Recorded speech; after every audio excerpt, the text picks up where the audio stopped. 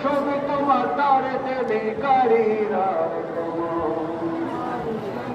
আরে মাঝে ভান্ডারির দ্বারা দেশে আমরা রাজভিক্ষা পাওয়ার আসে আরে অহংকারী ঘরে ঘর ভান্ডারি ধরে তোমার দ্বারেতে ভিখারিরা